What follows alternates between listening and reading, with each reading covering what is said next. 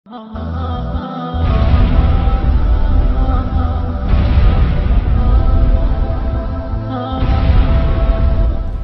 جو دل ہے نا، یہ زمین کی مثال ہے، یہ پورا تمہارا جسم زمین کی مثال ہے، اس کو پانی چاہیے۔ وہ پانی ہے قرآن کا اور سیرت کا، قرآن کا اور سیرت کا۔ نہ ہم قرآن سے جڑے ہیں نہ ہم سیرت سے جڑے ہیں، تو مزاجوں میں شدت آ گئی، سختی آ گئی۔ کل وہاں میرا سبق تھا تو وہاں بھی تلمبہ میں، تو میں نے تھوڑی سی مولانا کی بات کی، تو مولانا سعید خان صاحب کو دیکھا تو مجھے لگا ایسے آدمی کوئی اچھی چیز دیکھتا ہے نا تو یوں ہو جاتا ہے، یہ ہوتا ہے کہ نہیں ہوتا؟ واللہ اس بندے کو دیکھ کر مجھے وہ یہ کیا ہے، یہ کیا ہے؟ ہمارے بزرگوں کے سامنے بیٹھو چوکڑی مار کے تو کہیں گے بہت بدتمیز ہے، گستاخ ہے، بے ادب ہے، اور میں ان کے سامنے بیٹھا ایسے، پہلی ملاقات ہوئی 1984، ایسے بیٹھا، انہوں نے کہا اونٹوں، ناک میں بول اونٹوں، میں کہا پتہ نہیں کیا ہوا، وہ سامنے ادھر آؤ، اپنے پاس بٹھا لیا۔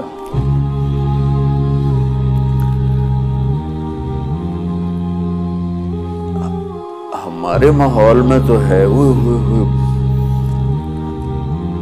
آپ حضرت کے پاس بیٹھ گئے، میرے اوپر آپ بیتی ہے، پیر صاحب کے ساتھ بیٹھ گئے، اتنی بے ادبی، ادھر بیٹھا ہوں، ساتھ بٹھا لیا۔ میں پھر عطیات میں بیٹھ گیا، ڈرا ہوا کہ پتہ نہیں یہ کیا مصیبت ہے، چونکڑی مار کے بیٹھا، آرام سے بیٹھو، آرام سے، میری چوکڑی مروا دی۔ میں حیران پریشان کہ یہ کیا بزرگ ہے۔ تھوڑی دیر کے بعد اٹھے، میں نے کہا گھر کے دیکھا تو پلیٹ میں 3 سیب تھے، ہم 2 ساتھی تھے، ایک کو ادھر بیٹھا ہے ایک کو ادھر بیٹھا ہے۔ واللہ میں سمجھا اپنے کھانے کے لیے لائے، ہمارے بزرگ تو پانی نہیں دیتے تو سیب کون دے؟ واللہ میں سمجھا کہ اپنے لیے لائے، تو انہوں نے ان کو چھیلنا شروع کر دیا، تو مجھے اور یقین ہو گیا۔ میں نے کہا اگر ہمارے لیے ہوتے تو کہ چلو بھی کھاؤ، تو وہ چھیلنا شروع کر دیا، تو مجھے اور یقین ہو گیا کہ اب یہ بیٹھ کے کھائیں گے، بھوک لگ رہی ہے۔ اب انہوں نے ان کو چھیلا، صاف کیا، پھر ان کے ٹکڑے بنائے، کاشے، اور اس میں سے بیج نکالا، اور اس کے بعد میرے سامنے رکھ کر کہنے لگے کھاؤ۔ مجھے تو کھانا ہی بھول گیا، یہ کیا بزرگ ہے جو اتنا کچھ کر کے کہہ رہا کھاؤ۔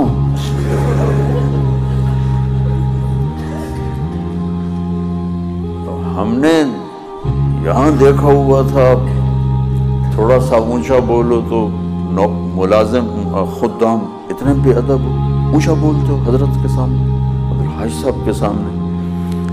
تو میرے دل میں نا ایک ہوک اٹھی کہ کاش میں اس بندے کی صحبت میں رہوں۔ یہ 84 کی بات۔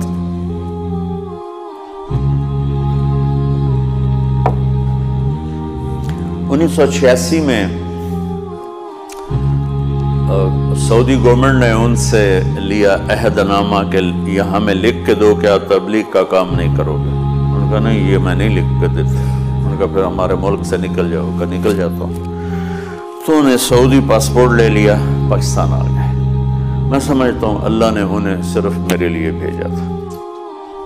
میں 12 سال ان کے ساتھ رہا، یعنی 12 سال میں سے کافی عرصہ، مکمل تو نہیں، 2 3 4 مہینے میرے ساتھ گزرتے تھے۔ اور اس وقت میرا زیادہ وقت رائمنڈ ہی ہوتا تھا، تو وہ رائمنڈ میں ہی تشریف لائے۔ اچھا، تو عبداللہ صاحب نے اپنے کمرے میں ان کو سلا لیا، بستر دے دیا۔ ایک ہفتے بعد کہنے لگے بھائی مجھے یہاں سے نکالو، یہ تو عبدالوہاب کسی کو کھانے کا پوچھتا ہی نہیں، خود ہی کھاتا رہتا ہے۔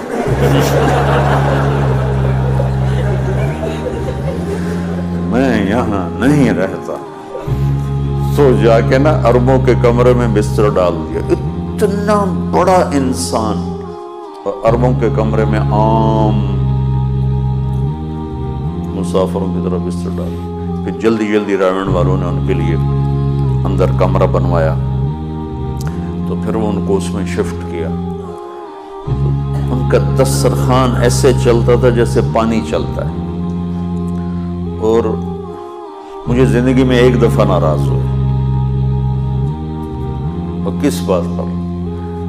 ہم 96 میں حج پر گئے اور 4 مہینے اکٹھے ہمارا سفر تھا، تو ان کے ہم نواسے کے گھر میں تھے، تو کمرے میں قالین اور دیوار کے ساتھ گدا ہوتا تھا، یہ عربوں کا وہاں ثقافت، تو وہ اس پر بیٹھے تھے، اس سے اعلیٰ قالین تھا، تو کچھ عرب آئے اور آ کر بیٹھ گئے، میں بھی بیٹھا ہوا تھا، تو ایک دم اٹھے، وہ سامنے پڑے تھے گدے، تو ایک گدا کھینچا اور گدا ہاتھ میں، انہوں نے کہا دیکھو، یہ بس ان کو دیکھو، مہمان کا سب سے پہلا اکرام اسے بٹھانا ہوتا ہے۔